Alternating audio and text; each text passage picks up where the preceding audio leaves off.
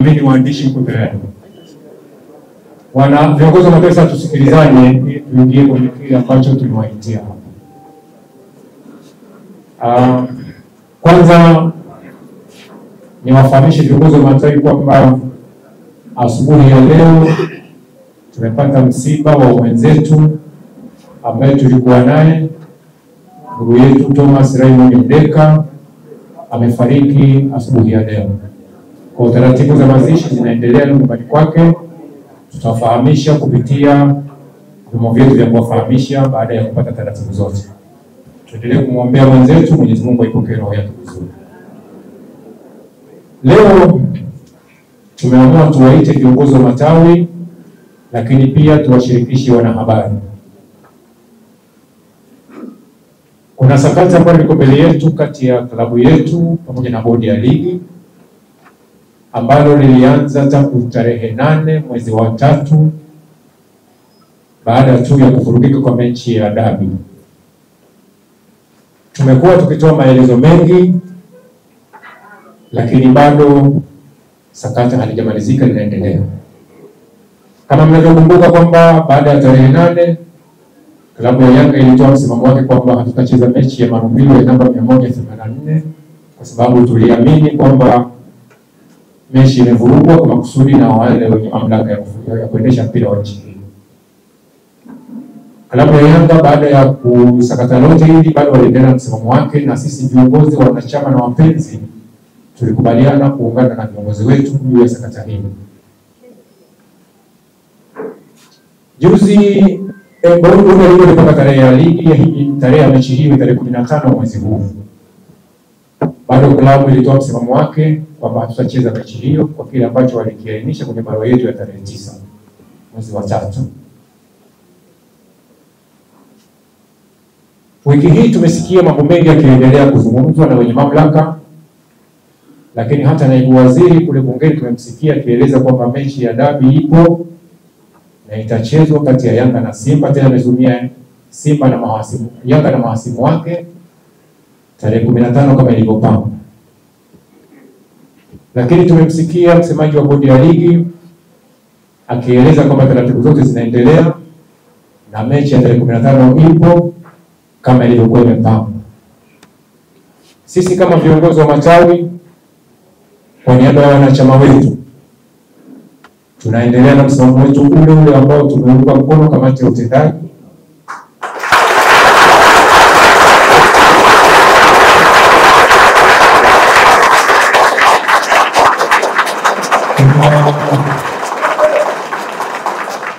Tunaendelea na msimamo wetu ule kwamba mechi namba 184 haitachezwa mpaka kile ambacho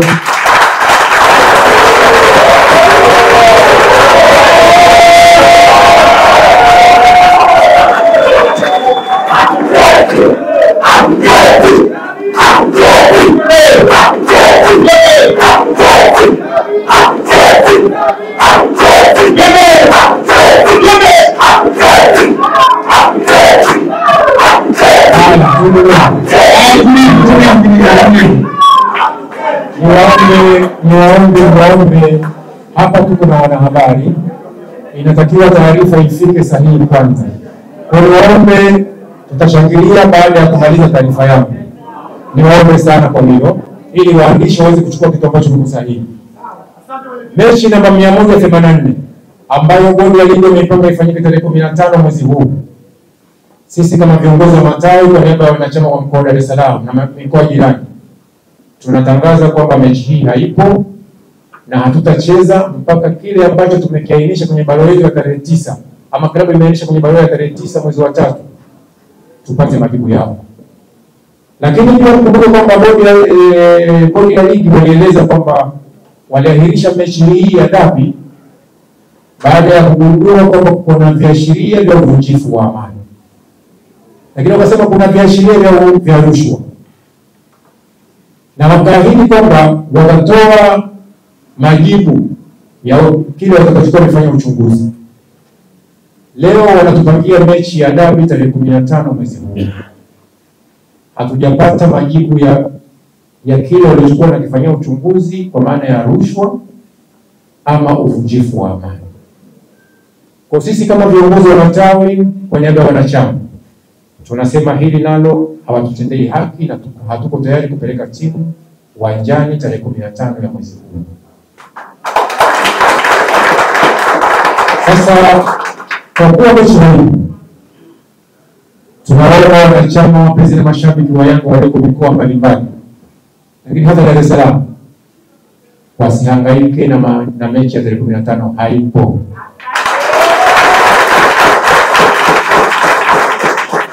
Hatuwasemi haya kwa sababu ya kuogopa Simba.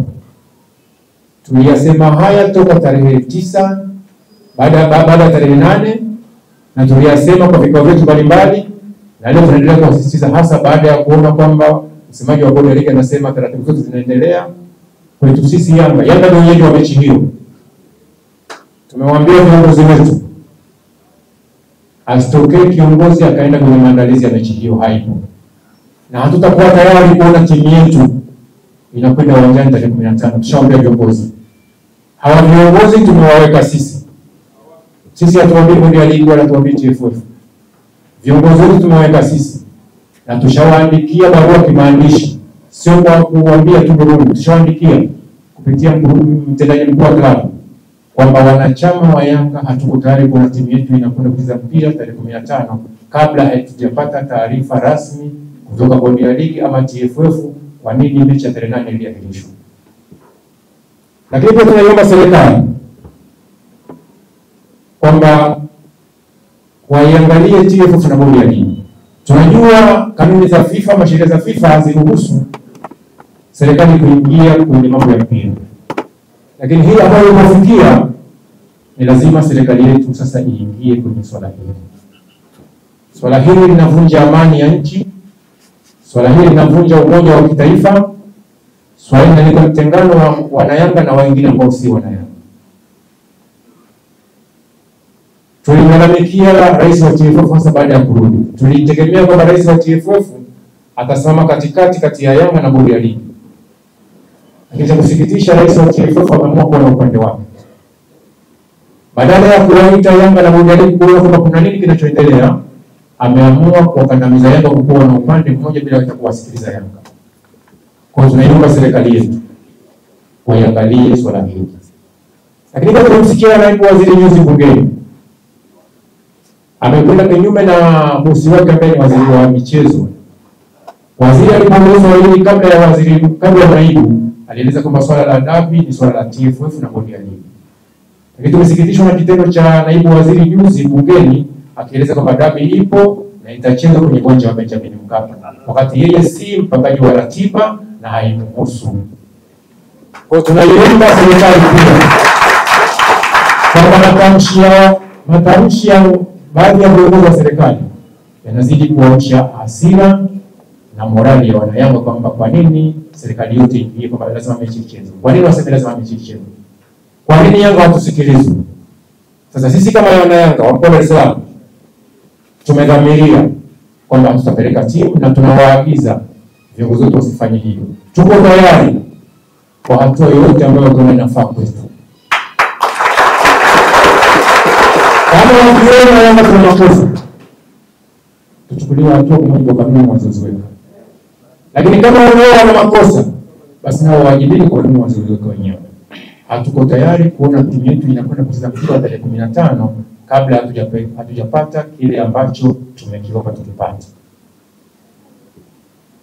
Lakini kingine ambacho kimetusikitisha, ambacho leo tumepata nafasi ya kukizungumza hapa mbele ya waandishi wa habari, ni kitendo kilichofanywa na wenzetu, watani zetu kwenye fainali waliocheza kule Zanzibar. Tunaamini mpira ni starehe. Tunaamini mpira unatuunganisha ndugu na ndugu. Lakini hatujafikia hatua ya kuwa mahasimu wa kugombana. Lakini juzi baada ya kauli za viongozi wao, tuliona jinsi gani wanayanga walivyodhalilishwa pale Zanzibar. Mtu anadhalilishwa mbele ya familia yake, jezi zinachanwa, watu wanapigwa, wanatolewa uwanjani. Eti tu kwa sababu ya jezi za Yanga. Lakini cha kusikitisha kwamba hakuna mwenye mamlaka aliyesimama kukemea swala hilo mpaka leo. Hatujawahi kusikia kauli ya TFF ya kulaani tukio lile. Tunapongeza viongozi wetu kwamba viongozi wa klabu walishatoa tamko la kulaani kitendo kile, na ndio kauli yetu kwamba tunadhani kwamba wenzetu wanatuona sisi ni wapangaji na wao ndio wenye nyumba. Tunaamini swala hilo wangefanya Yanga tushachukuliwa hatua.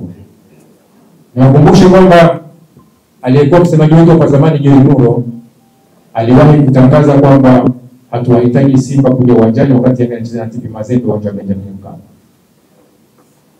Alichukuliwa hatua na shirikisho na akapewa adhabu. Leo viongozi wa Simba wamehamasisha watu wa Yanga wasiingie uwanjani, na walioingia wanafanywa vitendo vile walivyofanyiwa.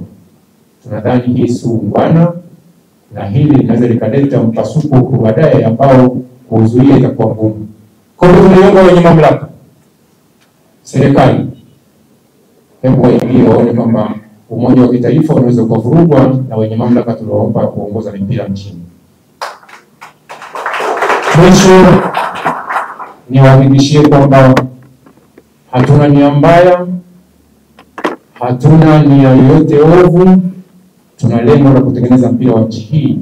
Hatuchezi mechi ya tarehe 15 ya mwezi huu. Sasa